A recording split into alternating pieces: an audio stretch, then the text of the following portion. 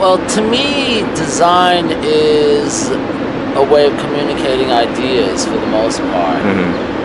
And, that was the way I learned about what design was and how to use design. I just thought of it as a way of communicating an idea or a message. It's really kind of unusual. It's one of the most important tools that we have, but it's invisible in a lot of ways. Right. I liken it to filmmaking. Everybody knows what a movie is, but nobody knows what the film is. Well, it's funny when you mention that, because I remember a time when a lot of people didn't use the word design. Design was an insider industry term. The average person on the street didn't use design. And I think that it's different in a lot of ways. But for the most part, I think of design as something that's specifically creative, the way art is creative. And I think that design is about expressing yourself in a creative way. And now, naturally, that could be art as well, but I think that that's why art and design go hand in hand. A lot of times when people use those terms, they use them in conjunction with each other because they do work together. I became a professional designer mostly out of necessity, because I was transitioning out of being a graffiti artist, and I thought that it was something that appealed to me. And also I was a student of Andy Warhol, so when I learned that Andy Warhol was a graphic designer, that was the thing that inspired me. And I wanted to learn more about how to express myself in a creative way that was different from my art. And like I mentioned, with all the technical skills, I think it was something that showed me that there was a career opportunity that I wasn't aware of before. And I think that's the thing that I think about when I think about my early days in graphic design. I think about it almost being a secret society. It was a language that nobody that I knew used, and I thought that it was really a tool that you could use in so many different ways, because design is a part of everything that we see, from buildings to magazines, architecture, but they all have very specific disciplines inside of each one of those practices. Because when I first started to use design, there were all these skill sets that you had to know that had nothing to do with artistic ability. It was all technical. You had to learn forms of measurement. You had to know specific color palettes. You had to know how to spec typography. It was very specific, and obviously I'm talking about graphic design in particular, but it was a craft unto itself, and it took a lot of thought to be able to communicate an idea using design. Young people have the tools to create, even if they don't know that they're creating. They know how to execute an idea, and so they're learning about design almost in a backwards sort of way, because in the old days you had to follow all these specific rules in order to create an idea, and there were principles that you had to adhere to. And now we live in a just do it sort of age, where we praise people for just doing it rather than knowing how they did it. And I think that's the difference between where we are today with young people in design versus, let's even just say 30 years ago. You had to be a part of this sort of elite group of people that understood this sort of thinking. And now a lot of that is kind of gone out the window, and we just say, just do it. Show me what you've done, without having to think about the process or the philosophy behind. I would really like to see some of the fundamentals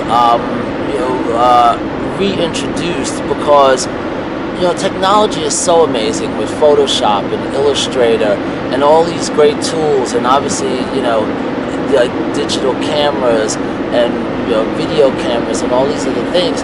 young people have all the tools to do it, but they don't always understand the actual practice. And I think that's the one thing that's needed, is understanding how form and function work together when you're creating, any specific piece of design or art for that matter. And I think that's the one thing that I'd like to see more of, is theory behind a lot of the execution. I think they should go back and study the masters. I think that people like Andy Warhol, for example, people like Milton Glaser, people like myself, people that have spent a lifetime getting them to where they are right now, and understanding that this stuff didn't just come out of nowhere. There's a lot of sweat and hard work that went into all of these practices that people take for granted to some degree today. One of the things that I think is we could always find more interesting ways to recycle products. I'm always excited when I see people taking things and transforming them into something that you didn't imagine. One of my favorite things that I do is I make cardboard sculptures from found objects, and just scrap cardboard and masking tape and glue.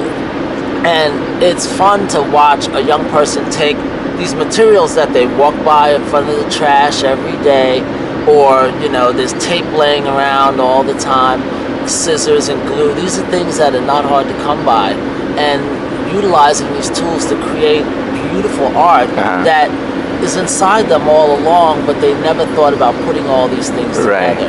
And the great thing about it is that it's a practice that I can use from students from age 4 to 24, and they all bring something unique to the table, and it's not foreign once you explain the structure and how it works, and you watch them create something from nothing really, and they get so excited. And so if there's one thing that I think about when it comes to applying design to everyday practices, it's things like that, just creating something literally out of nothing.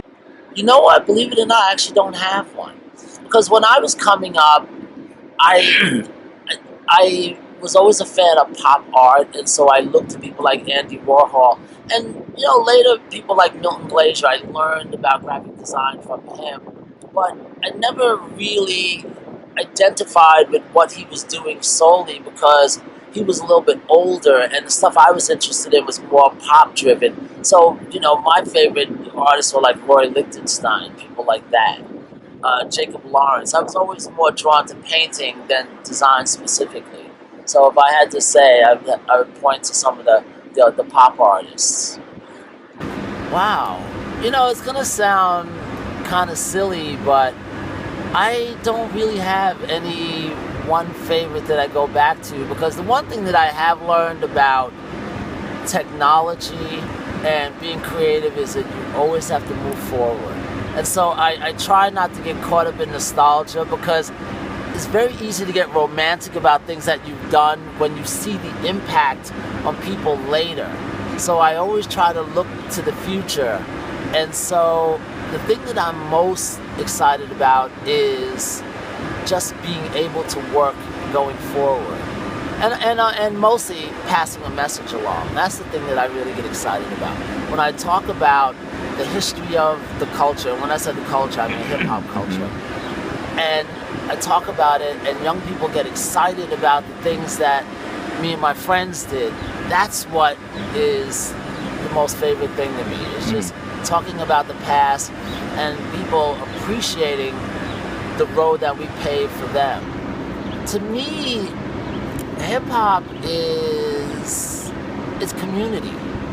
It's community, because it was something that started out really small. It's really like a plant, or even a seed. You drop a seed in the ground, and it grows and it grows and it grows. And it sounds generic, but it really is that. And it blossoms in all these different colors.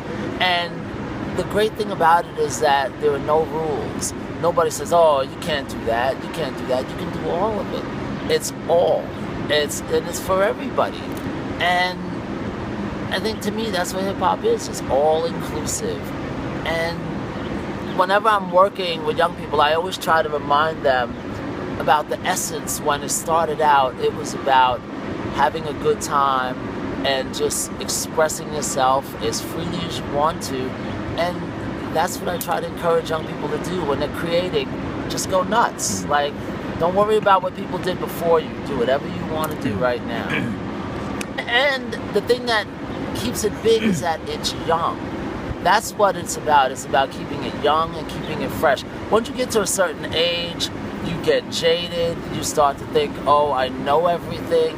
When you look at young people and they're creating, they create without understanding the rules.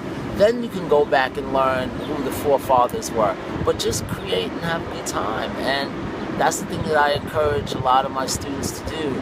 And you know, it's great if they knew about the people that came before them, but if they don't always, it's not the worst thing in the world, as long as they understand that what they're doing is as important as what those people were doing.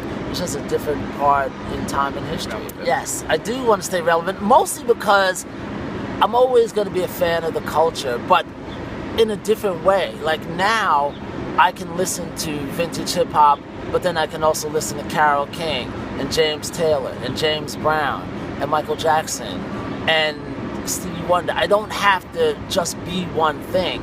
You know, when you're growing up, you always think, oh, I have to impress these people, so I have to look cool.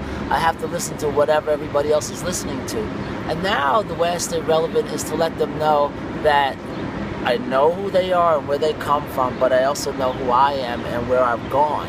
And so I can listen to jazz, blues, rock and roll, and it doesn't take away from my hip-hop street credibility. You know, I can talk about, you know, Ramir Bearden and Andy Warhol and Roy Lichtenstein, and then also talk about all the people that are working today. And, you know, I can be fans of all of those people. But young people don't understand that sometimes. They think it has to be one thing or nothing. And so, to me, the way I stay relevant is just to be a fan of the new, but always embrace the old. What I think about, first and foremost, about the Apps and Naps programs, I just think that it's a great way to introduce young people to all the possibilities. And you know, again, you know, design is such a broad spectrum. I think that there's room to talk about graphic design. There's room to talk about how hip-hop can influence graphic design and design in general. But first and foremost, I think that it's just a great way of getting them to open their minds up, because some of them, like I said, they might use the technology, but they might not be aware that they're using it. And so I think, if anything, the program is a great starting point just to show them that there are other things that are going on outside of just, you know, being a fan of music, and they can participate in creating those things on their own as well, whether it's, you know, visual or audio.